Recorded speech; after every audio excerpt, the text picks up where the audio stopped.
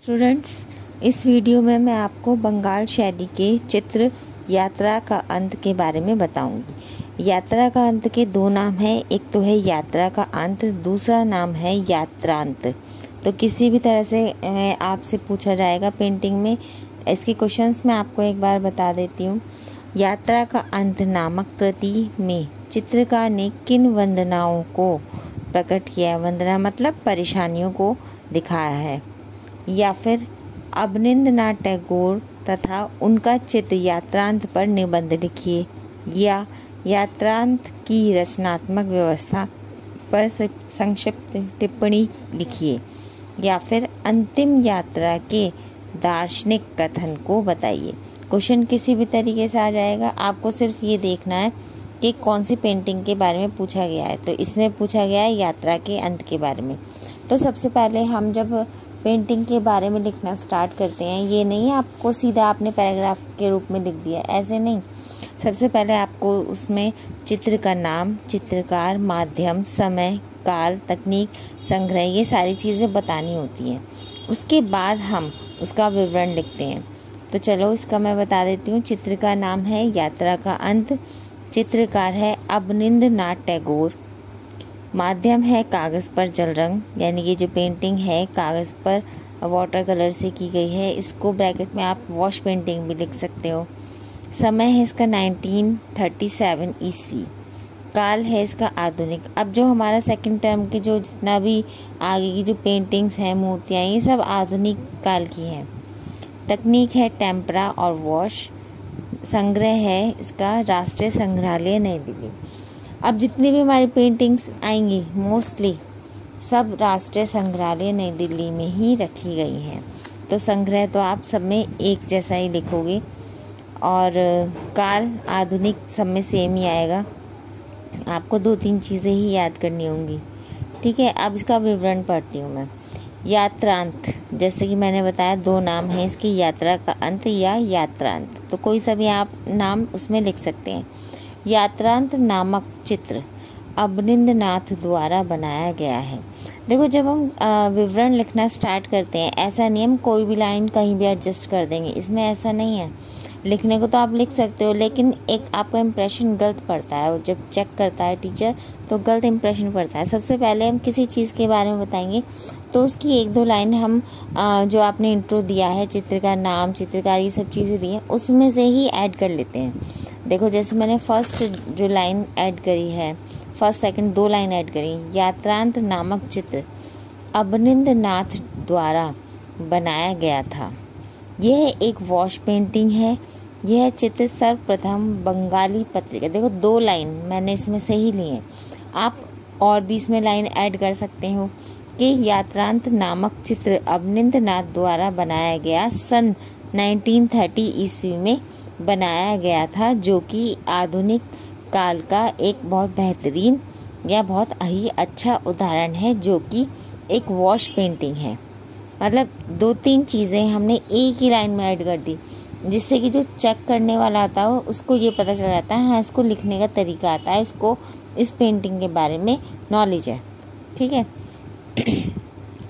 यह चित्र सर्वप्रथम, ये जो चित्र है बंगाली पत्रिका, जो बंगाल में पत्रिकाएं छपती हैं, उसमें प्रवासी में पहली बार, बंगाली पत्रिका का नाम क्या था? प्रवासी, उसमें पहली बार छपा था। यानी कि जो चित्र है सबसे पहली बार बंगाली पत्रिका जिसका नाम था प्रवासी में पहली बार छपा था। इस चित्र में टैगोर ने जानवर को बड़ा ही बेबस दिखाया है। यानी कि जो चित्र है एक जानवर के बारे में है, और वो जानवर कौन सा है? ऊँट। ऊँट के बारे में दिखाया है कि ऊँट जो है पूरे दिन अपने मालिक के लिए बोझा ढोता है, और इतना जो उसका मालिक है इतना ज़्यादा निर्दयी है कि उस पर बोझा रखता रहता है। वो ये भी नहीं देखता कि जानवर जो है इतना बेबस है, वो बोल नहीं सकता, वो अपना दुख तकलीफ किसी को बता नहीं सकता, और शाम तक आते आते वो इतना थक जाता है, थक के वो गिर जाता है, और उसकी नाक से भी खून बहने लगता है। पर क्या है, वो जानवर है, वो बता नहीं सकता। जानवर किस तरह पूरे दिन अपने मालिक का पेट भरने के लिए तथा परिवार का घर खर्च चलाने के लिए वह दिन भर बोझा ढोता है। जो ऊँट है वो अपने मालिक के लिए पूरे दिन भर बोझा ढोता है। क्यों? क्योंकि उसके मालिक का घर का खर्च चलेगा, उसका घर का खर्च चलेगा तो उसको भी खाने को मिलेगा ऊँट को। और सूर्यास्त के समय, सूर्यास्त में शाम के समय, जब वह थक जाता है तो वह गिर पड़ता है। मतलब पूरे दिन जानवर मेहनत करेगा तो शाम तक आते आते उसकी एनर्जी बिल्कुल ख़त्म हो जाती है और वो गिर पड़ता है। जानवर की पीठ पर लदा बोझ मालिक के लालच को दर्शाता है। यानी कि मालिक जो है इतना लालची हो गया है कि वो बोझ के ऊपर बोझ रखता जा रहा है और उसके जो ऊँट है उसके ऊपर इतना बोझ है कि वो ये दर्शा रहा है कि मालिक उसका कितना लालची है। जो अपने लिए काम करने वाले जानवर का अंतिम दम तक शोषण करने से नहीं चूकता। यानी कि वो बिल्कुल भी, उसको बिल्कुल भी दया नहीं है कि थोड़ा सा बोझा कम कर दें, इसको भी थोड़ी राहत मिल जाएगी। बोझ के ऊपर बोझ रखता जा रहा है वो। जानवर के मुख से निकलने वाला खून इनके देखने के लिए कोई नहीं है। यानी कि जो जानवर के जो मुंह से, नाक से जो खून निकल रहा है उसे देखने वाला उसे कोई नहीं है। जानवर बोझ के कारण गिर पड़ा। यानी कि जब शाम हो गई, वो थक गया तो वो थक के मारे गिर पड़ा ऊँट। पीछे के पैरों को सीधा किए हुए है। यानी कि आगे के उसके जो दोनों पैर हैं वो मुड़ गए। यानी कि वो जब मुड़ गए तो वो गिर गया और पीछे के जो उसके पैर हैं, जो उसकी टांगें हैं, वो सीधी खड़ी हैं। उसका सिर थोड़ा उठा हुआ है।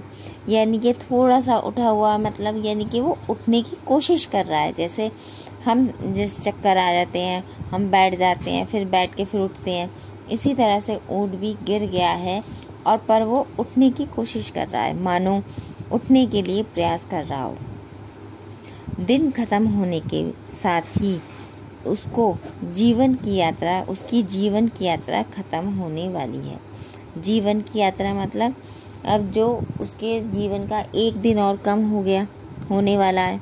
पूरे दिन उसने काम किया और उसका जो है नाक से खून भी निकलने लगा और उसकी जो उसकी इच्छाएं सब मर गई। वो बोझे से दबकर नीचे की ओर बैठ गया। चित्रकार ने भूरे, अब देखो ये तो हमने सारी चीज़ें इस पेंटिंग के बारे में बताई हैं कि किस तरह का इसमें माहौल है, किसके बारे में बताया गया है, ये चीज़ हमने बता दी।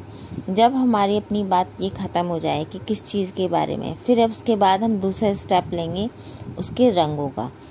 तो चित्रकार ने भूरे, काले व लाल रंग का प्रयोग किया है अपने इस चित्र में। इस लाइन को आप इस तरह भी लिख सकते हैं कि चित्रकार अवनींद्रनाथ टैगोर ने अपने इस चित्र मतलब यात्रांत या यात्रा का अंत में भूरे, काले व लाल रंग का प्रयोग किया है। देखो दो तीन वर्ड्स हम यदि ऐड करते चले जाएंगे तो हमारा क्वेश्चन थोड़ा सा लॉन्ग हो जाएगा। चित्र में छाया को ध्यान में रखते हुए ऊँट के नीचे भूरे रंग में काले रंग का प्रयोग किया है।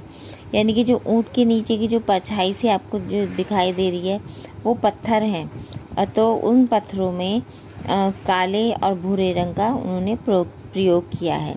कलाकार ने ऊँट में पीले रंग में भूरे रंग का प्रयोग करके ऊँट के मुंह व शरीर की बनावट को बखूबी दर्शाया है। यानी कि जब हम सभी जगह देखो, पूरी पेंटिंग का उसका जो बैकग्राउंड है वो थोड़ा सा रेड है। रेड मतलब मेहरून टाइप है, मेहरून मतलब रेड में ब्राउन मिक्स करके बैकग्राउंड उसको दिखाया है। और जो ऊँट और जो पत्थर हैं वो ब्राउन कलर के दिखाए हैं, यानी कि भूरे रंग से। लेकिन भूरे रंग के भी इसमें शेड्स दिखाए गए हैं। भूरे में हल्का सा ब्लू या ब्लैक मिक्स करके वो डार्क हो गया, और जी जो बोझा है उसमें भूरे रंग में या पीले रंग में हल्का सा ग्रीन मिलाकर उसका शेड चेंज हो गया। तो ऊँट में और बोझे में दोनों में शेड चेंज है, ठीक है। तथा ऊँट के ऊपर जो बोझा रखा है उसमें पीले में हल्का हरा रंग व भूरा रंग मिलाकर प्रस्तुत किया है, जो कि एक श्रेष्ठ चित्रकार की पहचान है।